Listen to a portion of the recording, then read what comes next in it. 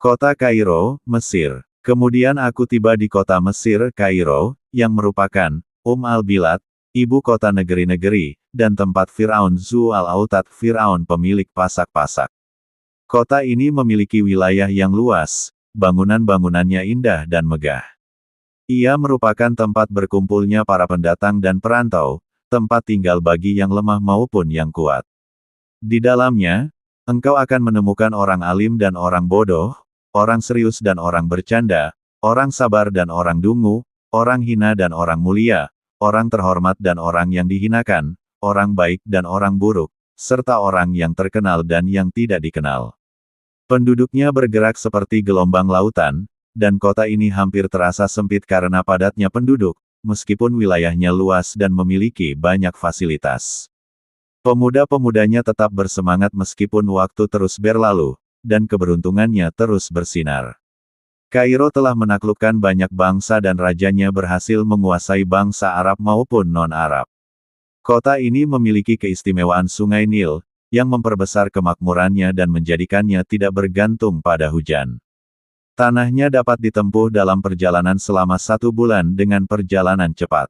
Tanahnya subur, dan kota ini menjadi penghibur bagi orang asing yang datang ke sana. Dikatakan bahwa di Mesir terdapat 12.000 penjual air yang membawa air dengan unta, serta 30.000 pengangkut barang. Di Sungai Nil, terdapat 36.000 kapal yang digunakan oleh sultan dan rakyat, yang bergerak naik ke daerah Mesir Hulu dan turun ke Iskandariyah serta Damietta, membawa berbagai jenis barang dan kebutuhan. Di tepian Sungai Nil, berhadapan langsung dengan Mesir, terdapat tempat yang dikenal sebagai Al-Raudah. Ini adalah tempat rekreasi dan hiburan yang memiliki banyak kebun yang indah. Penduduk Mesir adalah orang-orang yang gemar bersukacita, bersenang-senang, dan menikmati hiburan.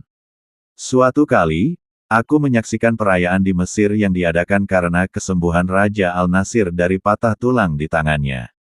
Seluruh penduduk kota menghias pasar-pasar mereka, menggantungkan kain sutra, perhiasan, dan pakaian mewah di toko-toko mereka. Mereka terus merayakannya selama beberapa hari. Masjid Amr bin Al-As adalah masjid yang mulia dan besar, serta sangat terkenal. Salat Jumat didirikan di dalamnya. Jalan membentang dari timur ke barat, dan di bagian timurnya terdapat zawiyah, tempat ibadah dan belajar, di mana Imam Abu Abdillah Al-Syafi'i dahulu mengajar. Adapun madrasah-madrasah di Mesir, jumlahnya sangat banyak hingga tak dapat dihitung. Sedangkan Bimaristan, rumah sakit, yang berada di antara dua istana, dekat dengan makam Malik Al-Mansur Qolaun, memiliki keindahan yang sulit digambarkan. Di dalamnya terdapat banyak fasilitas dan obat-obatan yang tak terhitung jumlahnya. Disebutkan bahwa pendapatannya mencapai 1.000 dinar setiap harinya. Adapun zawiyah-zawiyah, madrasah kecil untuk sufi, di Mesir sangat banyak, dan mereka menyebutnya hawanik, bentuk tunggalnya hankah. Para amir, gubernur atau bangsawan di Mesir berlomba-lomba membangun zawiyah, dan setiap zawiyah di Mesir diperuntukkan bagi kelompok tertentu dari kalangan fukara kaum sufi miskin. Sebagian besar dari mereka adalah orang ajam non-Arab, dan mereka adalah orang-orang yang ahli serta memiliki pemahaman tentang jalan tasawuf. Setiap zawiyah memiliki seorang syekh dan seorang penjaga, serta pengaturan urusan mereka sangat mengagumkan. Di antara kebiasaan mereka dalam hal makanan adalah seorang hadim pelayan zawiyah datang kepada para fukara pada pagi hari untuk menanyakan setiap orang tentang makanan yang diinginkannya. Ketika mereka berkumpul untuk makan, setiap orang diberikan roti dan kuah dalam wadah yang terpisah. Tanpa ada yang berbagi dengan yang lain. Mereka makan 2 kali sehari dan mendapatkan pakaian musim dingin dan musim panas, serta tunjangan bulanan antara 30 dirham hingga 20 dirham per orang dalam sebulan. Mereka juga mendapatkan manisan dari gula setiap malam Jumat, sabun untuk mencuci pakaian mereka, biaya masuk ke pemandian umum, dan minyak untuk penerangan. Mereka semua adalah usab bujangan, sedangkan bagi yang telah menikah terdapat zawiyah khusus bagi mereka. Di antara syarat yang harus mereka penuhi adalah menghadiri salat 5 waktu, bermalam di zawiyah, serta berkumpul di dalam kubah yang ada di zawiyah. Di antara kebiasaan mereka, setiap orang duduk di atas sajadah khusus miliknya. Setelah salat subuh, mereka membaca surah Al-Fat, surah Al-Mulk, dan surah Amma, juz Amma. Kemudian, mushaf Al-Quran yang telah terbagi menjadi beberapa bagian dibagikan kepada mereka, dan setiap fukara mengambil satu bagian hingga mereka menyelesaikan khatam Al-Quran. Setelah itu, mereka melanjutkan zikir, lalu para qori membaca dengan cara yang biasa dilakukan oleh penduduk negeri timur, mungkin merujuk pada wilayah Persia atau Asia Tengah. Hal yang sama mereka lakukan setelah salat Asyar. Di antara kebiasaan mereka dalam menyambut pendatang adalah bahwa orang yang baru datang berdiri di depan pintu zawiyah dalam keadaan pinggangnya diikat dengan kain, dan memikul sajadah di pundaknya, memegang tongkat di tangan kanannya, serta membawa bejana air di tangan kirinya. Maka, penjaga pintu zawiyah memberitahu khadim zawiyah tentang keberadaannya.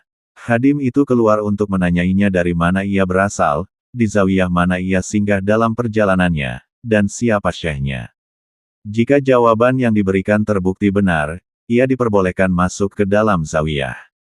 Sajadahnya dibentangkan di tempat yang sesuai untuknya, lalu ia ditunjukkan tempat berwudu. Setelah memperbarui wudunya, ia kembali ke sajadahnya, melepas ikat pinggangnya, kemudian salat 2 rakaat, bersalaman dengan syekh dan orang-orang yang hadir, serta duduk bersama mereka. Di antara kebiasaan mereka pada hari Jumat adalah bahwa khadim zawiyah mengumpulkan semua sajadah mereka dan membawanya ke masjid untuk membentangkannya di sana. Kemudian mereka keluar secara berkelompok bersama syekh mereka menuju masjid, dan setiap orang salat di atas sajadahnya masing-masing.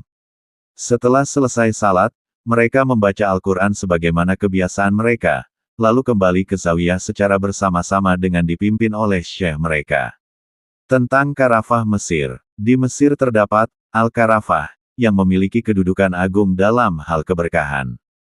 Diriwayatkan dalam sebuah atsar yang dikeluarkan oleh Al-Qurtubi dan lainnya bahwa Karafah merupakan bagian dari Jabal Al-Mukatam, yang dijanjikan Allah akan menjadi taman dari taman-taman surga. Orang-orang membangun kubah-kubah yang indah di Karafah, membuat dinding di sekelilingnya hingga menyerupai rumah-rumah, serta membangun tempat tinggal di sana. Mereka juga menugaskan para qori untuk membaca Al-Quran siang dan malam dengan suara yang merdu. Sebagian dari mereka membangun zawiyah dan madrasah di samping makam-makam. Setiap malam Jumat, mereka pergi ke makam bersama anak-anak dan istri mereka, serta berkeliling pasar dengan membawa berbagai jenis makanan. Di antara makam-makam yang mulia di sana adalah makam suci tempat kepala Al-Husain bin Ali, semoga Allah meridainya. Makam ini memiliki bangunan besar yang menakjubkan, dengan pintu-pintu yang dilapisi perak dan dihiasi dengan lempengan perak pula. Makam ini mendapat penghormatan dan pemuliaan yang sangat tinggi. Di sana juga terdapat makam Sayyidah Nafisah, putri dari Al-Hasan Al-Anwar bin Ali bin Husain bin Ali, semoga Allah meridai mereka semua. Beliau adalah seorang wanita yang doanya mustajab dan dikenal dengan ketekunan dalam ibadah. Makamnya memiliki bangunan yang indah dan bercahaya, serta memiliki rubat bangunan tempat tinggal sufi yang sering dikunjungi. Selain itu, terdapat juga makam Imam Abu Abdullah Muhammad bin Idris As-Syafi'i, semoga Allah meridainya. Makam ini memiliki rubat besar dan tunjangan yang besar pula. Bangunannya terkenal dengan kubah yang sangat menawan, arsitektur yang luar biasa, serta desain yang sempurna. Lebarnya lebih dari 30 hasta. Di Karafah Mesir, terdapat makam banyak ulama dan orang-orang saleh yang jumlahnya tidak dapat dihitung. Di antara mereka adalah beberapa sahabat Nabi, serta tokoh-tokoh besar dari kalangan salaf dan khalaf, semoga Allah meridai mereka semua.